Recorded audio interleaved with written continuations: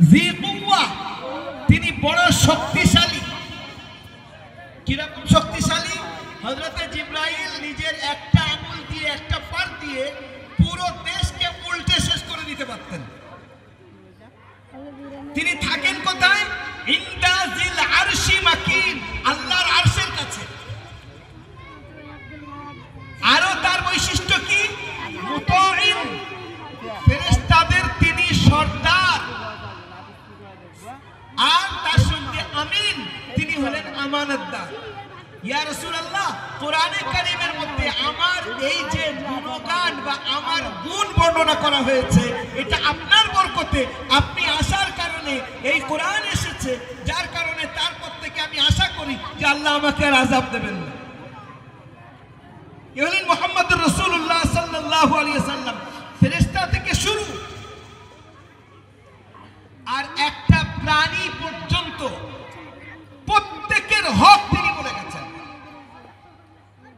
বলছিলাম যে সাবজেক্টটা আপনাদের সামনে রেখেছিলাম, তার নাম হলো দ্বীন কাকে বলে।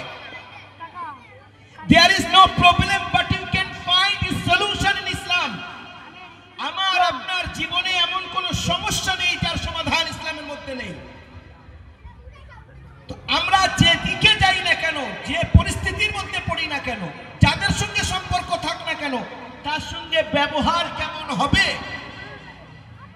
সাধারণত আমাদের মানব জাতির মধ্যে দুটো দিক রয়েছে, একটা বেটা ছেলে, একটা মেয়ে ছেলে। মাফ করবেন, আমি গতকাল যেখানে ছিলাম সেখানে বলছিলাম যেমন মহিলারা হতেন যাদের অন্তরে আল্লাহ পাকের এমন ভয় ছিল, তাদের দ্বারাই আল্লাহ পাক দুনিয়াতে আউলিয়া তৈরি করেছেন। এমন মা হতেন। আর আজ আমি একটা দুটো উপমা বা ঘটনা আপনাদের সামনে রাখছি, একটা একদম নতুন টাইপের ঘটনা আপনাদের লাগবে, যে ঘটনা হয়তো আপনাদের কানে পড়েনি।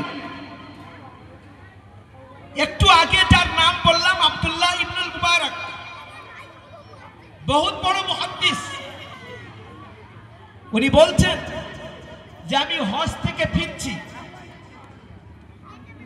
রাস্তা একটা জায়গায় দেখছি চারিদিকে একেবারে মরিচিকা, বালি, মধ্যখানে একটা বুড়িমা বসে আছে।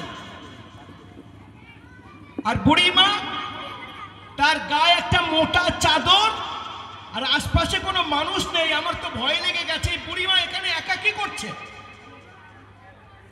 ইনি গিয়ে সালাম করছেন, আসসালামু আলাইকুম। বুড়িমা উত্তরে কি বলছে জানেন?